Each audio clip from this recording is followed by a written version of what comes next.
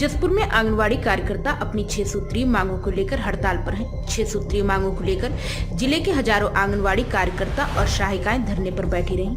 आंदोलन कर रही महिलाओं ने मुख्यमंत्री के नाम जसपुर तहसीलदार को ज्ञापन सौंपा। हड़ताल में जिले भर के आंगनवाड़ी कार्यकर्ता और सहायिकाएं जसपुर रणजीता स्टेडियम पहुंचकर प्रदेश सरकार के खिलाफ जमकर नारेबाजी की। इस दौरान महिलाओं ने भूपेश बघेल के खिलाफ गाना गाकर विरोध प्रदर्शन किया। प्रदर्शन के बाद महिलाओं ने अपनी मांगों को जल्द पूर्ण करने के लिए तहसीलदार के माध्यम से मुख्यमंत्री के नाम ज्ञापन सौंपा।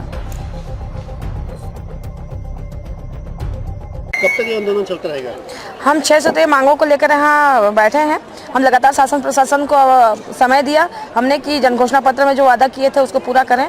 अभी तक हमारी जो मांगे हैं पूरी नहीं हुई है और हम अनिश्चितकालीन हड़ताल के लिए बैठे हैं, धरना प्रदर्शन के लिए। जब तक हमारी मांगे पूरी नहीं होती तब तक हम यहाँ बैठे रहेंगे। क्या मांग क्या है आप लोग की और क्या सरकार नहीं सुन रही है क्या? नहीं, बिल्कुल सरकार हमको अनदेखा कर रही है। जन घोषणा पत्र में किए गए वादे के अनुसार उन्होंने 2 माह का अंदर में अपने सत्ता आने के बाद नर्सरी शिक्षक का दर्जा और कलेक्टर दर पे मानदेय देने की बात कही थी, लेकिन उन्होंने नहीं किया। ऊपर से जो कहा सो किया। में 21 नंबर में उन्होंने साफ तौर पे कहा है कि हमने आंगनबाड़ी रसोइयों के मानदेय में वृद्धि किया। ये झूठा वाहवाही के लिए प्रचार प्रसार किया जा रहा है, इसलिए हम आक्रोशित होकर यहाँ बैठे हैं। आने वाले समय में चुनाव है और ये अंतिम समय है आप लोगों की मांग का, और अगर मांग पूरी नहीं होती है तो क्या नतीजा दिखेगा चुनाव में? हम तो अभी बैठे हैं अनिश्चितकालीन के लिए। यदि तभी हम जब तक मांग पूरी नहीं होती तब तक नहीं उठेंगे, और यदि तब भी अगर शासन नहीं सुनता है तो बाकी तो हमारे पास है ही सबसे मजबूत जो ताकत है उसका हम उपयोग करेंगे। सरकार के खिलाफ काफी आक्रोशित दिख रहे हैं, गाना गा के बता रहे थे, तो क्या मांग क्या है? क्या सरकार आपकी बात नहीं सुन रही है क्या? जी सर, हम लोगों से अपनी सरकार पर बहुत भरोसा ही नहीं, उन पर पूरी विश्वास थी, क्योंकि जब उन्होंने इस सत्ता में आने से पहले हम लोगों से वादा किए थे कि मैं सरकार बनूंगा। उन्होंने जन घोषणा पत्र जारी भी किए हैं, तो उसको हमारे लिए लागू करें, क्योंकि उन्होंने जन घोषणा पत्र में लिखा भी गया है कि 21 नंबर में हमने जो कहा सो किया। भैया वो नहीं है, क्योंकि कार्यकर्ता रसोइयों के मानदेय में कोई वृद्धि नहीं की गई है।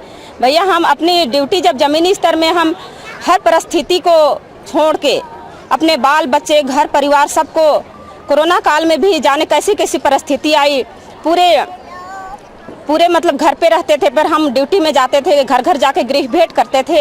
ऐसी परिस्थिति में हम जब ड्यूटी कर सकते हैं तो अपनी मांग के लिए, अपने हक की लड़ाई के लिए तो हम मांग कर ही सकते हैं। हम अपने शासन से बड़े निराशा। और ये हड़ताल कब तक चलेगा आप लोग का? ये हड़ताल जैसे बच्चे जो हैं कुपोषित हो रहे हैं, बच्चे कुपोषित हैं, उनको देख रेख कौन करेगा? इसकी जिम्मेदारी कौन किसकी है? उनकी जिम्मेदारी हम लोग की थी, पर अभी तो हम लोग हड़ताल कालीन में हैं। उनकी जिम्मेदारी अब शासन खुद समझे। अगर हम लोग को अपने ड्यूटी पे भेजना चाहती है वो शासन के हाथ में है। अगर आज हम लोग की मांग पूरी कर देती है तो हम आज ही अपनी हड़ताल को वापस लेते हैं। हमें शौक नहीं है सर, हमें बड़ी मजबूरी है। अपने बाल बच्चे, विधवा, परित्यक्ता, तलाकशुदा हैं। हमें जीवन यापन करने में बड़ी कठिनाई हो रही है, क्योंकि राज्य सरकार के माध्यम से कार्यकर्ता को 2000 और मिनी कार्यकर्ता और सहायिका को मात्र 1000 दी जाती है। बताइए भैया, इन महंगाई में हम अपनी जीवन यापन भला कैसे कर सकते हैं?